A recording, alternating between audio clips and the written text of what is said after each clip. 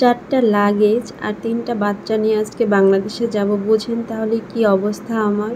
ইমিগ্রেশনের ওখানে গিয়ে দেখি প্রচণ্ড পরিমাণে ভিড়। একটু সময় লেগেছে, তবে খুব যে বেশি তা না।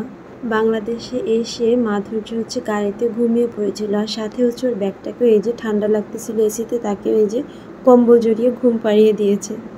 যাত্রা বিরতিতে মাধুর্য হাইওয়ে রেস্টুরেন্টে খাবার খাচ্ছিল। নমস্কার, কেমন আছেন সবাই? আমার চ্যানেলের নতুন আরেকটি ভিডিওতে আপনাদের সবাইকে স্বাগতম।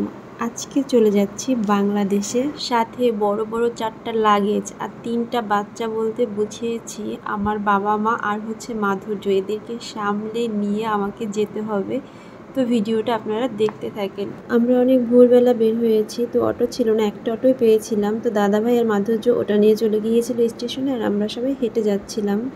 এই তো স্টেশনে চলে আসছি। তো দাদাভাই আর বৌদিভাইকে তো রেখে যাব, আর আমরা চলে যাব।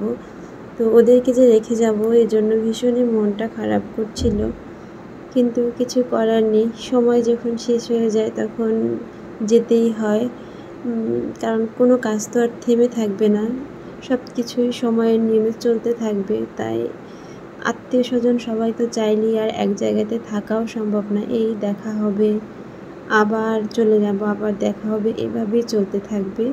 তো এরই মধ্যে না আমরা বর্ডারের কাছে চলে আসছি, আর মনের ভিতরটাও কেমন হু হু করে উঠতেছে। তো বর্ডারে খুব ভিড় ছিল, আমরা খানিকক্ষণ ওয়েট করছিলাম ওয়েটিং রুমে। তো এত ভিড় হবে বুঝতে পারিনি, অনেক ভোরে আসছিলাম। তো যাই হোক, আমরা 2 দেশের ইমিগ্রেশন কমপ্লিট করে বাইরে বের হয়ে আসছি। তো এই যে আমি একটা লাগেজ নিচ্ছি, সামনে আমার বাবা একটা নিচ্ছে, আর মাঝখানে ওই যে মাধুর্য, আর একদম সামনে আমার মা। আমি আর মাধুর্য ঢাকা যাব, আর বাপ্পি আর মামুনি যাবে গ্রামে। তো এই যে আমরা শ্যামলী এনআর ট্রাভেলসে সিট পেয়েছিলাম, তো সোহাগ গ্রিন লাইন কোনোটাতেই সিট পাইনি। তো এটা এনআর ট্রাভেলসের থেকে আমার মনে হয় ওগুলোর সিটগুলো বেশি ভালো। তো এনআর ট্রাভেলসের পার সিট ছিল 1500 টাকা করে, আর গ্রিন লাইন সোহাগ ওগুলোতে ছিল 1600 টাকা করে। তো আমি সবসময় গ্রিন লাইন অথবা সোহাগেই যাই, বাট সেদিন সিট পেয়েছিলাম না।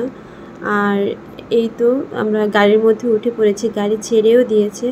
আমাদের গাড়িটা মূলত গোপালগঞ্জের মধ্যে দিয়ে এসছে, আর মাঝখানে একটা রেস্টুরেন্টে থেমেছে। এত ভালো একটা রেস্টুরেন্ট ছিল এটা।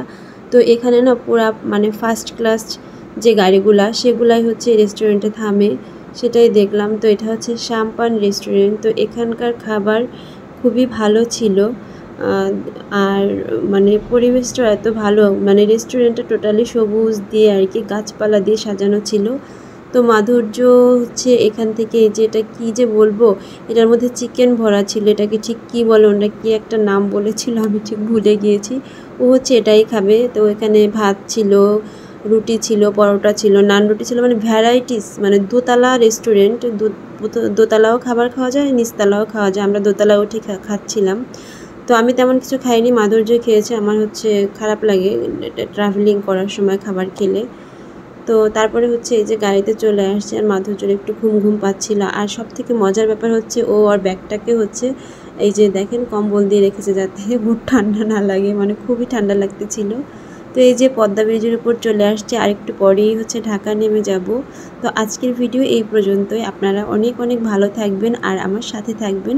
আমার চ্যানেলটি প্লিজ সাবস্ক্রাইব করবেন। টাটা।